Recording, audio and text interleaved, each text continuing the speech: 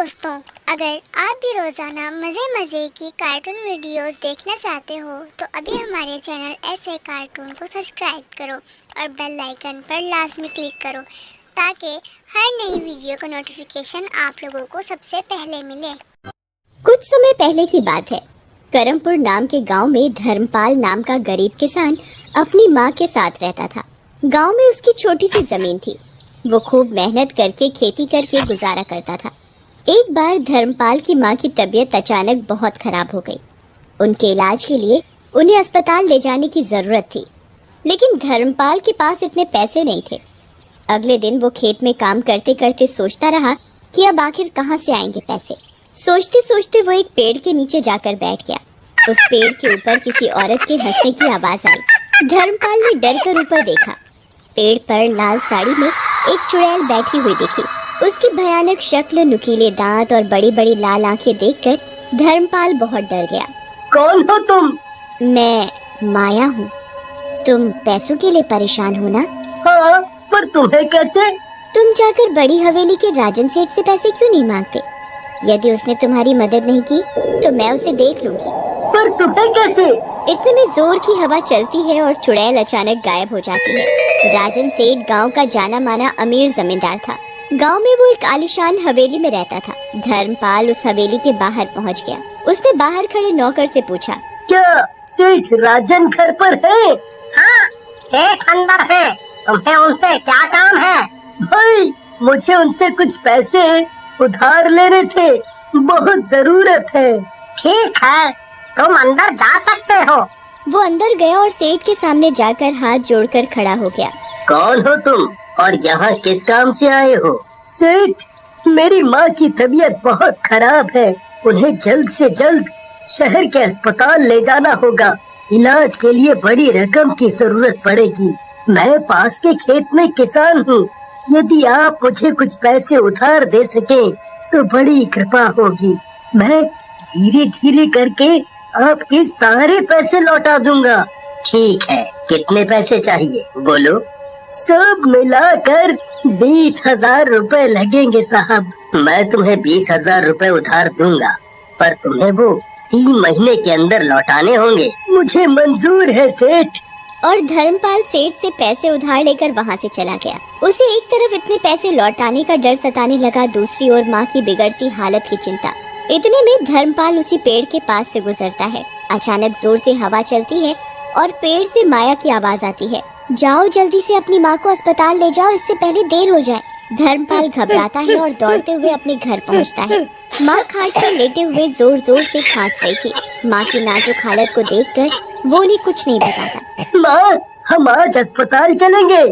इलाज के बाद तुम बिल्कुल स्वस्थ हो जाओगी। धर्मपाल माँ को अस्पताल लेकर गया। वहाँ उनका इलाज करवाया। कुछ दिन में धर्मपाल की माँ स्वस्थ हो गई और दोनों वापस गांव लौट आए। अब धर्मपाल खेत में और मेहनत करने लगा ताकि उधार चुका सके, पर बदकिस्मती से उसकी सारी फसल खराब हो गई। अब सेठ के पास जाकर माफी मांगने और पैसे चुकाने के लिए थोड़ा और वक्त मांगने के सिवा कोई उपाय नहीं है। वो अगले दिन हवेली जाकर सेठ से मिला। तुम जब पैसे नहीं लौटा सकते थे तो हमसे क्यों मांगे? सेठ, मैं आपके पैसे लौटा दूंगा, पर मुझे थोड़ा और वक्त दे दीजिए। क्रूर सेठ को दया नहीं आई। यदि तुम अगली माह तक आधा पैसा और एक बोरी फसल नहीं दे सके तो मैं तुम्हारी जमीन हड़प लूंगा। सेठ, मुझ पर रहम कीजिए। मैं इतनी जल्दी इतने पैसे कैसे ला पाऊंगा? वो सब मैं कुछ नहीं जानता। कहीं से भी पैसों का इंतजाम करो, वरना अपनी जमीन हमें सौंपने के लिए तैयार हो जाओ। धर्मपाल दुखी होकर वहाँ से निकल गया। जाओ, हमारे लिए खीर लेकर आओ। नौकर खीर लाकर सेठ को देता है। सेठ जैसे ही खीर को खाते हैं उनका मुंह जल जाता है। वो झटके से सारी खीर जमीन में गिरा देते हैं और चिल्लाने लगते हैं।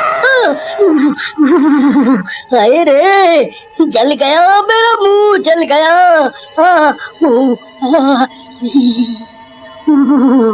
ये देखकर नौकर आश्चर्य में पड़ जाता है और सोचता है, मैंने तो जब खीर लाई तो इतनी गर्म नहीं थी, ये कैसे हो गया?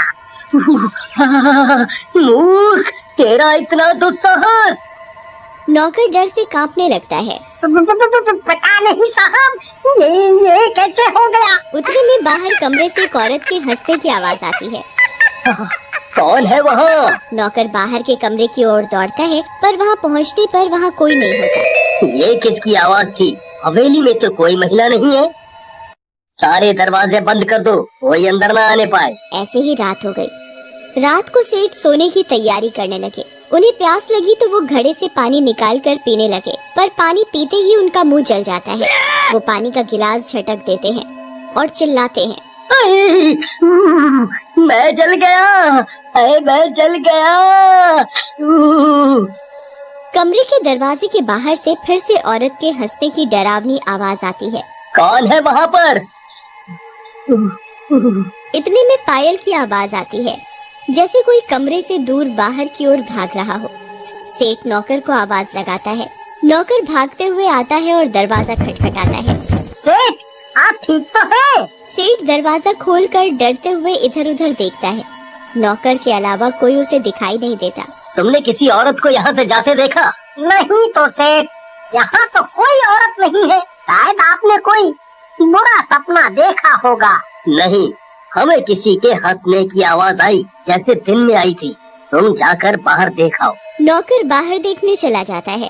सेठ आकर अपने कमरे की खिड़की से देखता है। उसे खिड़की से कुछ ऐसा दिखाई देता है कि वो सन्न रह जाता है। एक महिला लाल साड़ी में चलकर आंगन से जा रही होती है। सेठ को अंधेरा होने के कारण उसकी शक्ल नहीं दिखती, पर वो देखता है कि जमीन में उसके पैर है ही नहीं। वो जमीन की सतह से ऊपर है और तेजी से आंगन में लगे बरगद के पेड़ की ओर जा रही है। सेठ अपने पलंग पर बैठकर ठिठुरने लगता है। इतने में कोई उसके कमरे का दरवाजा खटखटाता है। सेठ डर के मारे बिस्तर से चिल्लाता है, कौन हो तुम? चली जाओ, मुझे कुछ मत करना, कुछ मत करना मुझे। दरवाजे की दूसरी ओर से आवाज आती है। सेठ, मैं हूँ। वो नौकर की आवाज रहती है। बाहर कोई नहीं है, मैं देख आया हूँ। आप किसे चले जाने को कह रहे हैं? सेठ दरवाजा खोलते हैं। मैंने किसी औरत को आंगन से जाते देखा। सेठ, मैंने तो अभी सब जगह देखा, कहीं कोई भी नहीं है। आपको भ्रम हुआ होगा, आप सो जाइए। 1 महीने बाद धर्मपाल का पैसे लौटाने का वक्त आ जाता है। जाओ, खेत में जाकर उसे बुला कर ले आओ। अब यदि वो उधार की रकम नहीं दे पाया तो उसकी जमीन हड़प लेंगे। नौकर धर्मपाल के खेत जाता है, पर वो जाकर देखता है तो वहाँ वो है ही नहीं। जरूर ये धर्मपाल पैसे चुकाने के डर से दुबक के घर पे बैठा होगा। मैं उसके घर जाकर देखता हूँ। नौकर उसके घर की ओर जाने लगता है। रास्ते में उसे चलते हुए अचानक पीछे से पायल की आवाज आती है। वो पलटकर देखता है तो कोई नहीं होता। जैसे ही वो आगे मुड़ता है, उसके सामने लाल साड़ी वाली डरावनी चुड़ैल खड़ी होती है और डरावनी आवाज में कहती है, मैं माया हूँ। अपने सेठ से जाकर कहो कि यदि उसने धर्मपाल को पैसों के लिए परेशान किया तो मैं उसे खा जाऊंगी। ये कहकर चुड़ैल गायब हो जाती है। नौकर भागता हुआ हवेली तक जाता है और सेठ को सारी बात बताता है। सेठ ये सुनकर डर जाता है। सेठ और नौकर सरपंच के घर जाते हैं और ये सारी बात बताते हैं। पास में सरपंच की बुजुर्ग माँ ये सब सुन रही होती हैं। वो कहती हैं, ये जरूर माया का काम होगा। हाँ, उसने यही नाम बताया था। इसी गांव में एक किसान रहता था। एक बार उसकी पत्नी की तबीयत बहुत खराब हो गई, पर किसान के पास इलाज के पैसे नहीं थे। उसने गांव के कई अमीर सेठ से पैसों के लिए प्रार्थना की, पर सबने उसे इनकार कर दिया। किसान की बीवी की तबीयत बिगड़ने की वजह से वो चल बसी। इतना सुनकर सेठ को सब समझ आ जाता है। मैं धर्मपाल की मजबूरी नहीं समझते हुए उसे पैसों के लिए धमकाता रहा। तुम यदि किसान से माफी मांग लो तो वो चुड़ैल तुम्हें परेशान करना बंद कर देगी। मैं जाकर धर्मपाल से माफी मांगता हूँ। सेठ धर्मपाल के घर जाता है। जाकर देखता है कि धर्मपाल बुखार से तड़प रहा है। मेरा बेटा धर्म उधार चुकाने की चिंता के कारण बहुत बीमार पड़ गया है। माँ जी, मुझे माफ कर दीजिए। मैं ही वो सेठ हूँ जो धर्मपाल को पैसों के लिए धमकाता रहा। धर्मपाल, मुझे माफ कर दो। तुम्हें उधार के लिए अब मैं परेशान नहीं करूँगा। तुम्हें वो उधार चुकाने की भी जरूरत नहीं, बस तुम स्वस्थ हो जाओ। बहुत बहुत शुक्रिया सेठ, मैं आपका आभारी रहूंगा। माया चुड़ैल ने फिर कभी सेठ को परेशान नहीं किया